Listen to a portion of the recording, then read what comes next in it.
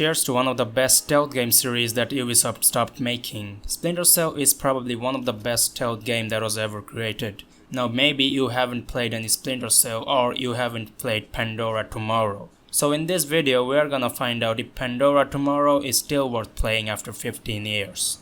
Splinter Cell Pandora Tomorrow was the second installment of the series, and I've already made a review of the first game, so check that out if you want to, although Pandora Tomorrow and Splinter Cell 1 goes almost hand in hand with each other.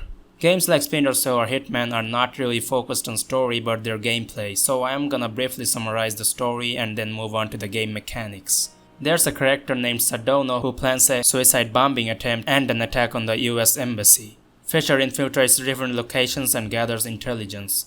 Sadono, the smart villain, has placed some biological bombs with smallpox virus, and he calls the bomb carriers every 24 hours to delay it. If he is killed, then the virus is deployed, so he must be captured to prevent the bomb attack. I don't wanna stretch it anymore because you can play this game without even caring about the story, so let's talk about the game mechanics. First of all, this game is hard and it needs a lot of patience, which I don't have, but I still managed to beat this game anyway. Even if it needs a lot of patience, it doesn't feel that boring. Splinter Cell games at its beginning state was a pure raw stealth game where guns blazing was almost impossible and you would end up dying if you try to do that. Basically, the game forces you to play like a pussy. Heavily armed. Fisher, you are paid to be invisible. I mean, it's okay they're trying to prove a point, but the mechanics like having trash accuracy on your pistol or raising the alarm when you don't hide bodies in the shadow just makes it kinda traumatizing. The levels are made like you as Sam Fisher has to infiltrate an area most of the time undetected or until you have done a specific objective. Shooting is not allowed at all and results in mission fails, so when you are allowed to shoot, the game will let you know. It can be frustrating because you also have to move really slowly and also stay in the dark. There's a meter on the bottom right which shows you how much visible you are, and quick tip, try to keep it under the first bar to avoid getting detected. Also, when you carry a body, it'll flash and let you know that dropping this body here is safe and nobody can see it. Then there's footsteps. When trying to sneak behind an NPC, you have to move slowly. You change your speed by scrolling the mouse wheel, which I liked. This was an additional mechanic which was removed in the later titles as footsteps didn't matter that much unless you were sprinting or something. While shooting is not allowed, you are still required to use your gun a lot, and why is that?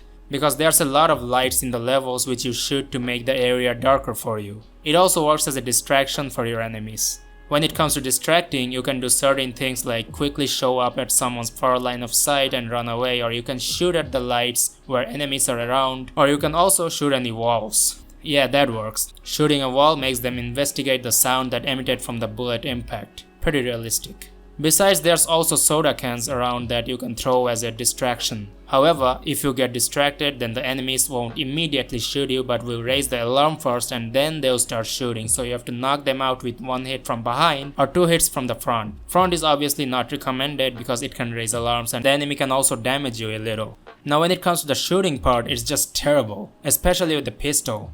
It's too immersive. When you aim with it, it keeps moving along with your breathing, so I would suggest when you aim, you press right mouse and enable the laser, and when it lines up, you shoot. I discovered this technique late in the game, and until that I was raging a lot because the bullet didn't go where I shot. But with the laser there's another problem. The enemies can actually see the laser, get alerted and start investigating. So you gotta be cautious about that too.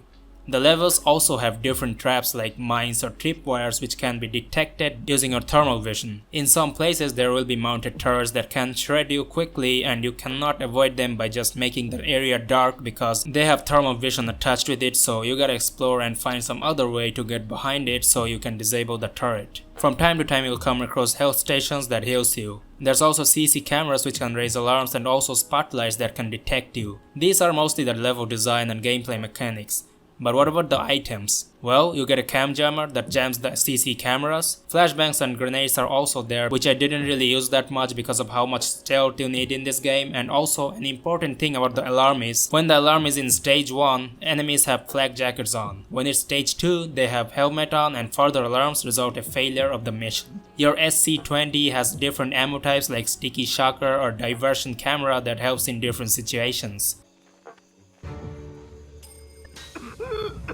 Who's there? As you progress, you can get notes and important informations about your objectives, and they often contains key codes for locked doors. There's also doors with analog locks which can be lockpicked by beating a minigame simulation. The levels are well made with some really cool locations, for example the train mission. It was so cool to infiltrate. The interrogating system is still like before, where you grab a character from the back and ask him a bunch of questions until your objective status changes. There's nothing much to say about the visuals because it's good for a game that came out so long ago. Rigid bodies are present, which is impressive, and overall the game doesn't look too bad. Now let me talk about the problems that I personally faced. First of all, this game doesn't support 1080p resolution, so I had to edit the config file to make it support widescreen. When you toggle your night vision, everything around you gets jagged edges, which doesn't look eye-pleasing, as you gotta play this game on night vision the majority of the time. When in an area, you have to hide all the bodies in the shadows before you move into the next area, because if you don't, then the alarm goes off even if there wasn't anyone or anything that noticed those unhidden dead bodies. It just makes no sense.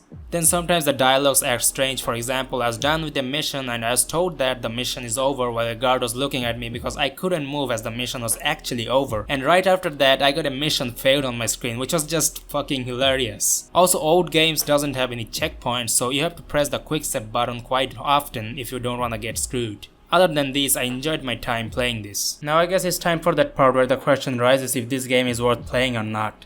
And I'm gonna say it's somewhat worth playing. It's an old game and have low detailed visuals and janky mechanics, but playing this is not a waste of time. Some mechanics restrict you to play this game in high action, but it is not meant to be played like Rambo. If you're interested in the Splinter series, or if you're looking for some old school stealth video game to play, then play this. You wouldn't be disappointed. And that's pretty much it. See you in the next video. Subscribe to my channel, I make worth it videos and whatever.